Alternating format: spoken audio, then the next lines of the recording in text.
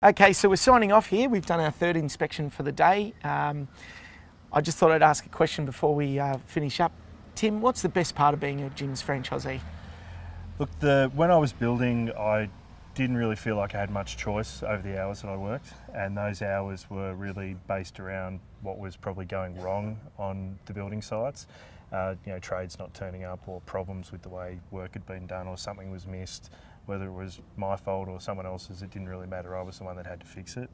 Now I'm still working hard, I'm still working long hours, but it's by choice. So if I want to work in the garden next Tuesday, I'll take Tuesday off.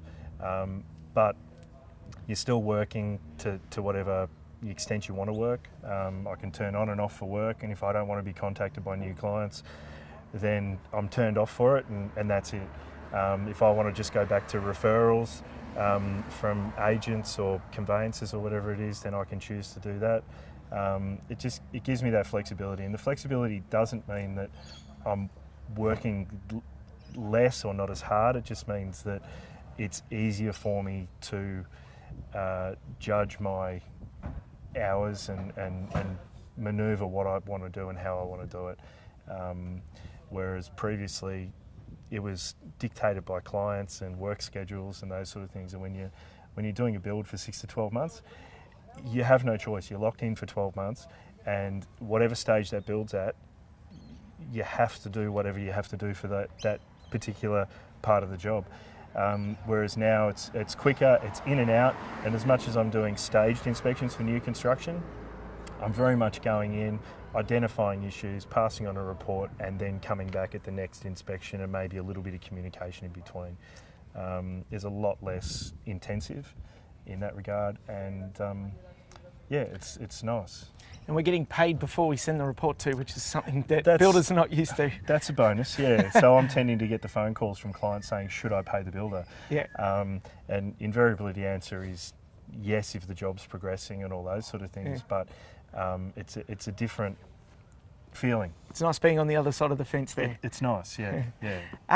Also, being involved in a franchise, you're involved in a group too. Do you enjoy the camaraderie of all the other franchisees and getting around them? Yeah, absolutely. Look, and I don't talk to everyone. There's certain people that you click with, like anything. There's over 100 guys and girls. I don't communicate with everyone, but at the same time, I've got some people that call me for things, I call other people for things.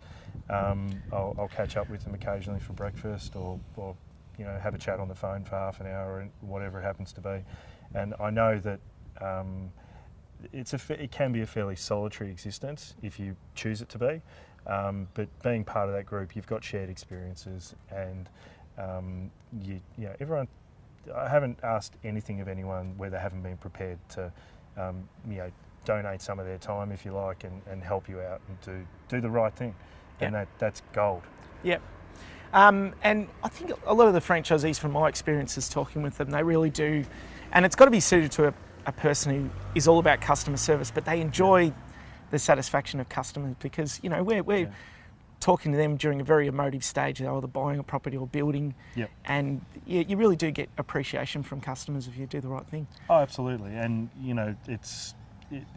there's nothing better than finishing that conversation and everyone being happy, and you've done your job, you've made sure they've got the information they need, and I always tell my clients, even if you want to call me in 6-12 months time, ask a question, feel free, not a problem. And that's nice as well, because I do have people call me back and say, I need this trade, do you know anyone? Or remember how we had this, well, this has happened now, or something like that. Yeah. And it's a building, it's a house, it's a big structure on a big pile of dirt.